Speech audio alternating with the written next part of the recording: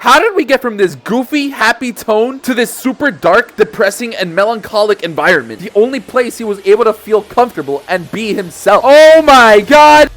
Yo, what's going on, everyone? Welcome back to another video on the channel. How have you all been? I see you're all doing great. How have I been? Thanks for asking. Well, you see, I went down to the park to take some advice from the people I play League of Legends with who tell me to touch this mythical thing called grass, right? So then I started wandering around all aimlessly. It was the weirdest experience that I've ever seen in my life because I've never actually seen. I went down by the lake and I saw this weird thing called a duck, and I was just like, oh my god. The craziest thing happened when a dog crossed my path and tripped me up, and I felt like I was gonna tell you guys the reason why I think Vinland Saga is overrated as shit. Okay, I hope you guys enjoyed my story, but we got a video to make because today we are going to be doing another anime analysis.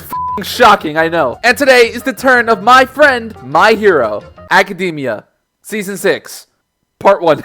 Yeah, that's right. We're going to be taking a look at this infamous anime regarding a society of superheroes that garnered quite the notoriety of the Western world for reasons that I can't begin to understand. And since the 6th season ended a few weeks ago, it is the perfect time to talk about it. This season was spectacular. I absolutely loved every episode. Let's get into the nitty-gritty of my opinion. As always, before you watch the video, make sure you go watch My Hero Academia. I'm going to be making a lot of spoilers in this video, so don't blame me if your ears get fisted during this video. You have been warned. My Hero Academia is a really weird situation for me in general. I never felt truly attached to the show, but I also never felt distant from it. I guess it has a lot to do with the fact that a lot of My Hero was pretty dispensable for me. Don't get me wrong, the first 2 seasons were great, but then season 3 was pretty mid, then the first half of season 4 was also great, but the second half was great at being boring, except for the school festival for some reason. I don't know. When Eri smiled, it got me. I don't know why. And then there's season 5, which was so forgettable that I barely remember what happened. Seriously, I don't know how I got through season 5 without suffering from amnesia. It was so mind-numbing that I'm surprised that I still remember my own name. But then there's season 6. Bro! What the actual hell did I just watch? I don't remember setting the bar that low after season 5 because the 6th season took that bar and used it as a home run bat. This season was incredibly hype. Every week that passed by, I was so ecstatic to watch the next episode. It was so incredibly fun at every moment that the episodes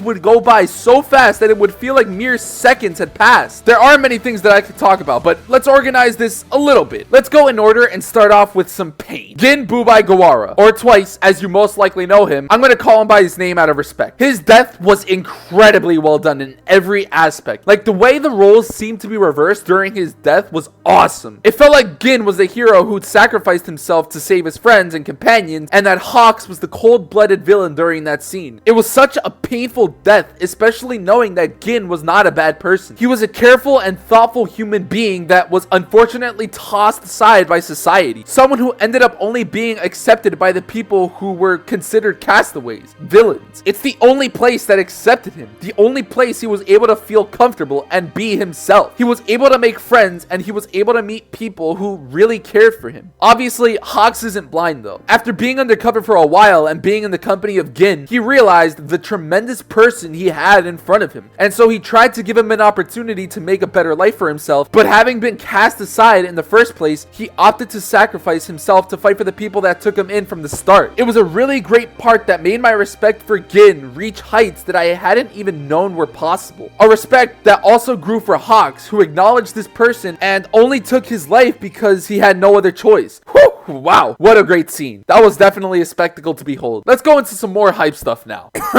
Why were all the fights so freaking intense? Bro, they did not slow down. Like, it was fight after fight after fight. It didn't stop. And it's not like the fights were meaningless either. You had fights like Twice versus Hawks, Endeavor and Shoto versus Dabi, Deku and Bakugo versus Shigaraki. Bro, the roster was filled to the brim. Speaking of that last fight, bro, they scared the absolute brown stuff out of me, man. What the hell were they thinking putting this scene into the show? Bro, when I first saw this shot, I was there like, oh my god, no! The man did pull through in the end, but holy god, I might have been in a worse state than he was. God damn. Oh yeah, and another thing, Bakugo is by far the best character. Like, I don't even want to hear what you guys have to say. This man is the protagonist. He stole the show. He said this isn't about how Deku became the #1 hero. It's a show about how I became best friends with the guy that will become the #1 hero. My Hero Academia? More like how I became best friends with a #1 Hero Academia.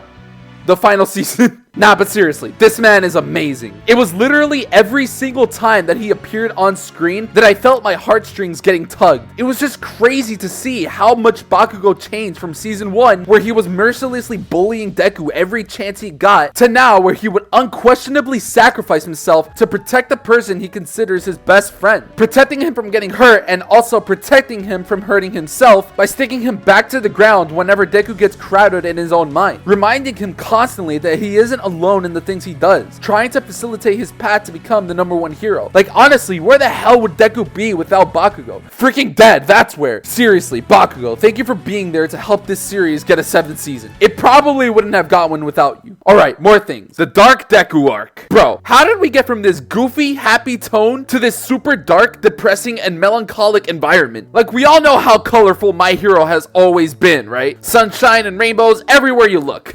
That's not for this part. Rainy, completely cloudy and foggy, and gray as far as I can see. Just to let all of us know how hard has hit the fan. And my god, do I love it. This is a tone that I think this show has been missing for a while. The situations this show has explored never felt so dire until this arc, and it really helps to immerse the viewer into a feeling of helplessness. The cities are crumbling down. The people, entitled as they may be, are scrutinizing the heroes and lost all hope in them. Hell, even some of the heroes themselves are starting to lose hope and are either quitting or considering joining the dark side. So many prisons and detention centers getting raided, and so many familiar faces and threats getting freed from even the most secure prisons, all in the control of this one man, All For One, with the purpose of luring Deku out to try and take One For All for himself. Midoriya, however, has to play into All For One's hand. He can't just let all of these notorious villains roam free and do whatever they want. He also doesn't want to stay at the school, as he realizes the risk his own presence presents for his companions. So he decides to do things on his own, restlessly bodying the villains roaming around, while also in pursuit to find All For One and Shigaraki to stop them from completing their transformation. He's hurting himself though. Trying to find All For One, he's wearing himself out, making himself an easier target more and more, until finally a group steps in to do something. Class 1A, who come in to take Deku home and not let him carry this burden on his shoulders alone. This is hands down my favorite part of this season. Izuku Midoriya versus Class 1A. This fight was precious. It wasn't a fight to try to beat Deku. It wasn't a fight to try to restrain him either. It was a fight to get Deku to see the bigger picture. It was to prove to him that his classmates are not only willing to help him, but that they can help him, that they can keep up with him. And like I mentioned earlier in this video, it was also to bring Deku back to the ground and clear the fog from his mind. And who better to do that than the person he has been with since childhood, Bakugo, to convince Deku to come back to UA. Sure, he might not be well received by the public at first, but he can rest easy knowing that his friends have his back and are there to support him no matter what. He can rest easy knowing that he doesn't have to do this by himself. My Hero Academia has never been an anime I held that close. Sure, I did enjoy a lot of it, and there were definitely some great moments in the series that I look back at fondly, but it was never a show that I would consider to be one of my favorites. But I can't deny what this season made me feel. It was a great ride from start to finish, and it was truly something that is definitely making me look forward to more. Will My Hero Academia end up being a show that becomes one of my all-time favorites though? I highly doubt it, but who knows? If they keep pulling out feats like this, then it might very well be possible. We're just gonna have to see what they have in store for the future, but until then, I'd like to bid my farewells. Thank you for watching the video. I hope you guys enjoyed. Make sure to like and subscribe to the channel. Let me know down below what you think of the 6th season of Boku no Hero Academia in the comments. Make sure to check out the My Anime List link in the description if you have any video suggestions. Peace out, you geezers!